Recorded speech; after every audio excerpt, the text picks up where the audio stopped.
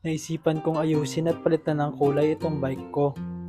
At ganito na ang tsura niya ngayon.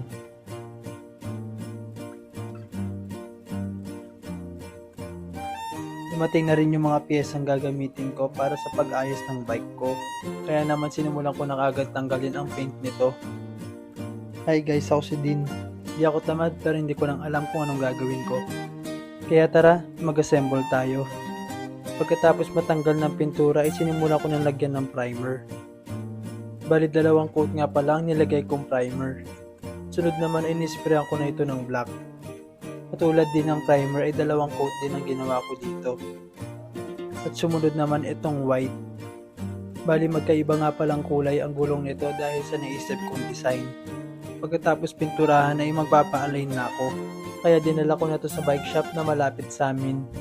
Bali iniwan ko na yung pinapa-align ko para masimula ko naman pinturahan itong frame ng bike. Inalis ko lang din yung dating pintura bago ko lagyan ito ng primer. Matagal ko na nga pala itong ginagamit na bike.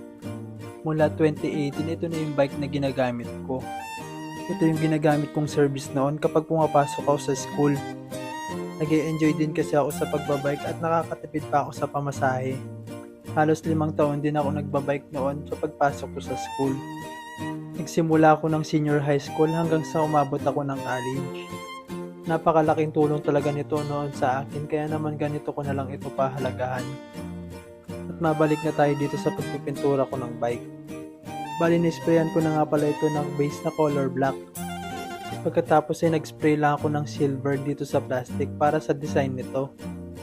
At idinikit-dikit ko lang itong plastic hanggang sa makuha ko yung gusto kong design. Sumunod naman ay nilagyan ko na ito ng color blue.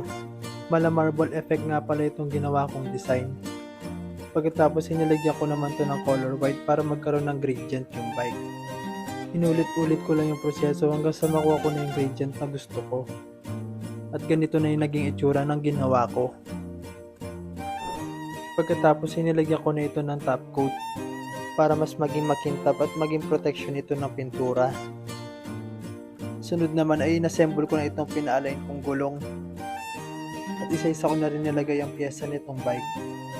50-40 nga pala na crank yung nilagay ko dito. Parang mas magiging maporma kasi yung itsura nitong bike. Sunod naman ay nilagay ko na itong seat post at stem. Bali yung dating drop bar muna yung nilagay ko dito ng manubela. Para makita ko lang kung babagay ba yung drop bar dito. At mukhang bumagay naman yung drop bar sa design. At sinubukan ko muna to para malaman ko kung maganda pa para sa akin yung ginawa kong ratio. Medyo okay naman siyang ipedal pero nahihirapan akong ipreno. Sakto naman na dumating yung riser bar na in-order ko kaya naman nilagay ko na agad ito. Mas mukha kasing babagay yung riser bar dito. At pinalitan ko na nga rin pala yung crank nito para mas magaan ipedal. At ito na yung pinaka-final look ng bike ko. Hanggang dito na lang muna ulit. Maraming salamat.